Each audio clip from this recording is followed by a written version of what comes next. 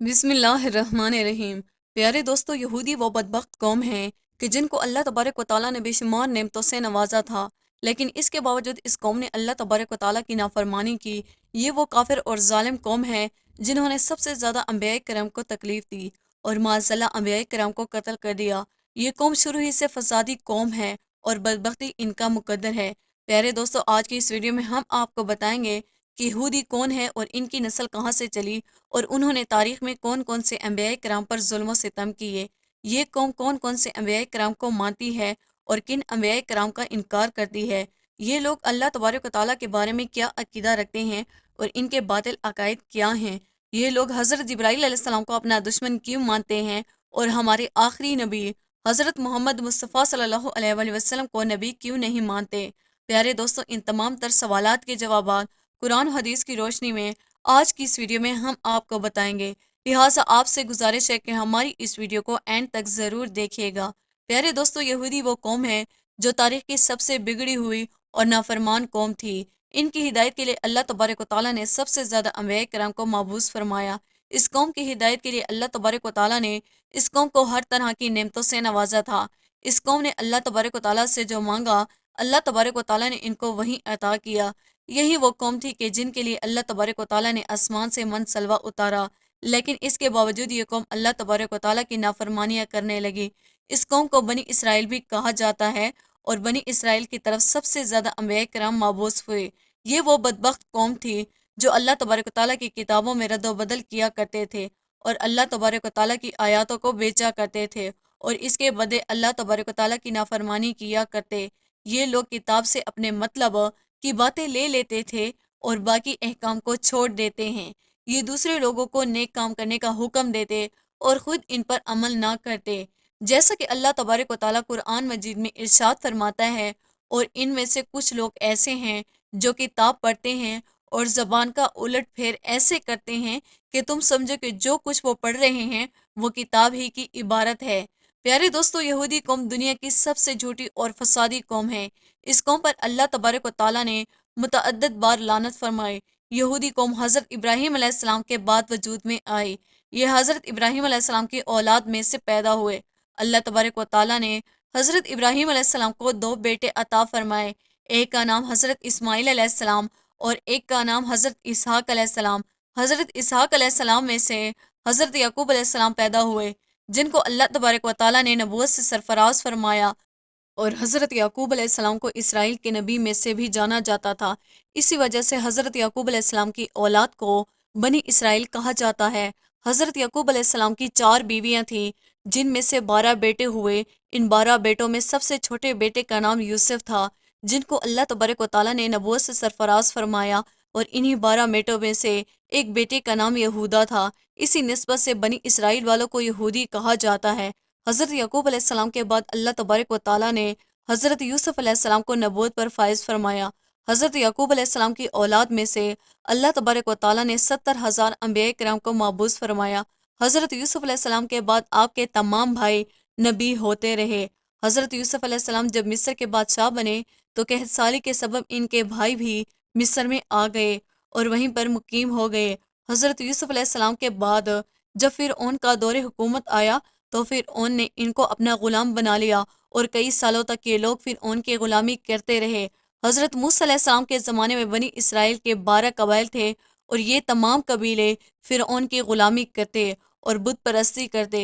बनी इसराइल की ये कौम 300 साल तक फिर की गुलामी करती रही और बाज़ लोग शिर्क के अंदर मुब्तला रहे।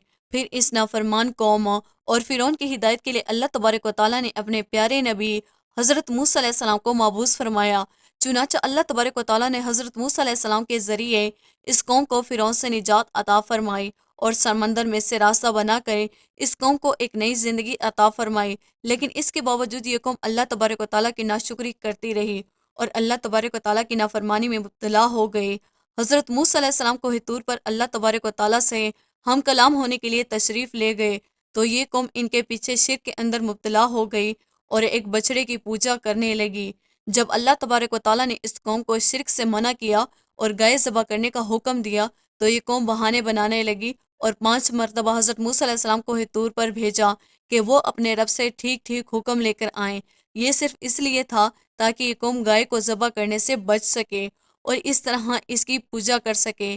پھر ان کے ہلاک ہونے کے بعد حضرت موسیٰ علیہ السلام کے کئی معجزات کو دیکھنے کے باوجود بھی یہ قوم اللہ تبارک و تعالیٰ کی ذات پر سچے دل سے ایمان نہ لائے۔ یہ لوگ کھلے عام کہا کرتے تھے کہ جب تک ہم اللہ تبارک و تعالیٰ کو اپنی آنکھوں سے نہ دیکھ لیں ہم اس پر ایمان نہیں لائیں گے۔ اس قوم کے لیے اللہ تبارک و تعالیٰ نے آسمان سے منسلوہ اتارا اور ان کے لیے 12 چشمے جاری کیے تاکہ یہ قوم پانی کے لیے آپس میں جھگڑا نہ کرے، لیکن ان تمام نعمتوں کے باوجود بھی یہ قوم اللہ تبارک و تعالیٰ کی نافرمانی سے باز نہ آئی اور اسی طرح اللہ تبارک و تعالیٰ کی نافرمانیاں کرتی رہی۔ اسی قوم کی نافرمانی کی وجہ سے آسمانوں سے آنے والا کھانا بند ہو گیا اور زمین سے پیداوار اگنا شروع ہو گئی۔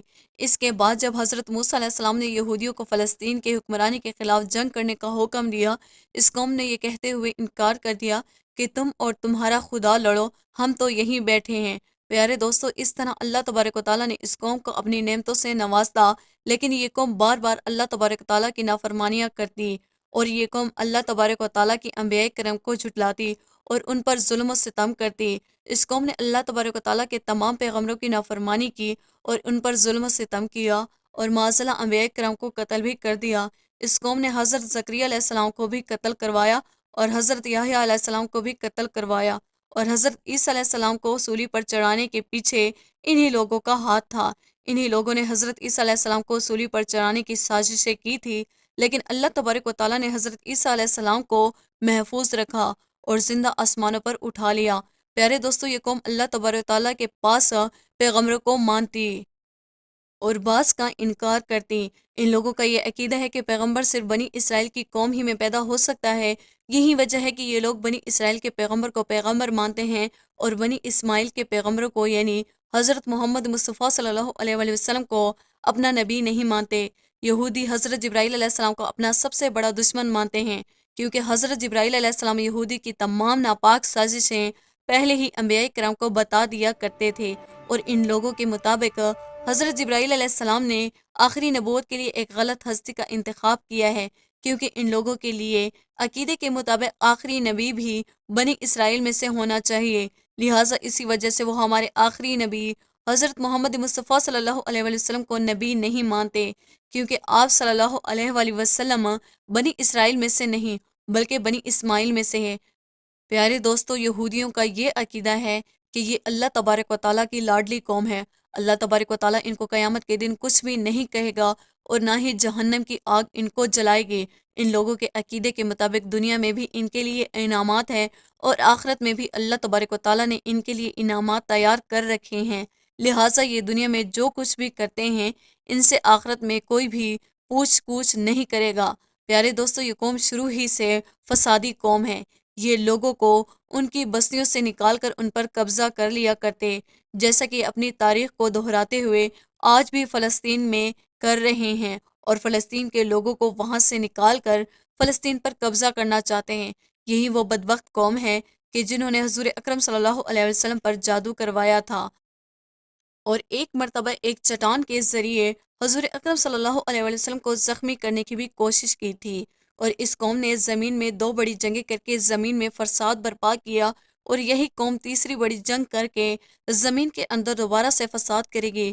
پیارے دوستو، یہ بدبخت قوم اللہ تبارک و تعالیٰ کے بارے میں بھی یہ عقیدہ رکھتی ہے کہ معاذ اللہ تبارک و تعالیٰ فقیر ہیں اور ہم غنی ہیں، اور دنیا کے تمام پھل، اناج اور نعمتیں ہمارے قبضے میں ہیں، اور یہی وہ لوگ کھا سکتے ہیں جن کو ہم کھلانا چاہیں۔ پیارے دوستو، یہودیوں کے 8 ایسے عقائد ہیں کہ جس کی وجہ سے ان کو کافر کہا جاتا ہے۔ نمبر 1 کہ یہ اللہ تبارک و تعالیٰ کو مجسم مانتے ہیں، یعنی اللہ تبارک و تعالیٰ بھی انسانوں کی طرح شکل و صورت ہے، جبکہ اللہ تبارک و تعالیٰ جسم اور شکل و صورت سے پاک ہیں۔ اور ان کا دوسرا باطل عقیدہ یہ ہے کہ یہ صرف حضرت موسیٰ علیہ السلام اور حضرت عزیر علیہ السلام کو اپنا نبی مانتی ہیں۔ ان کے علاوہ یہ قوم بھی تمام انبیاء کرام کو جھٹلایا کرتی اور معاذ اللہ ان کو قتل کر دیا کرتی، اور یہ لوگ حضرت عزیر علیہ السلام کو اللہ تبارک و تعالیٰ کا بیٹا مانتے ہیں، اور تورات میں بھی ان لوگوں نے تبدیلی کی۔ یہ لوگ حضرت عیسیٰ علیہ السلام کا بھی انکار کرتے ہیں اور حضرت عیسیٰ علیہ السلام کو معاذ اللہ اپنا دشمن مانتے ہیں، اور ان لوگوں کے عقیدے کے مطابق حضرت عیسیٰ علیہ السلام معاذ اللہ دجال ہیں اور اصلی دجال ان کا مسیح ہے، اور یہی لوگ اللہ تبارک و تعالیٰ کی کتاب انجیل کا بھی انکار کرتے ہیں، اور یہ لوگ ہمارے آخری نبی حضرت محمد مصطفیٰ صلی اللہ علیہ وآلہ وسلم کا بھی انکار کرتے ہیں اور ان کی نبوت کو نہیں مانتے، اور اس کے ساتھ ساتھ یہ لوگ قرآن پاک کا بھی انکار کرتے ہیں۔ پیارے دوستو، یہ وہ تمام اسباب ہیں جس کی وجہ سے یہودیوں کو کافر کہا جاتا ہے۔ دوستو، امید کرتے ہیں ہماری آج کی ویڈیو آپ کو پسند آئی ہوگی۔ ویڈیو کو لائک اور شیئر کیجیے گا۔ ویڈیو کے حوالے سے کمنٹ باکس میں اپنی قیمتی رائے کا اظہار ضرور کیجیے گا۔ مزید اسلامی ویڈیوز کے لیے ہمارے چینل کو سبسکرائب کرنا نہ بھولیے گا۔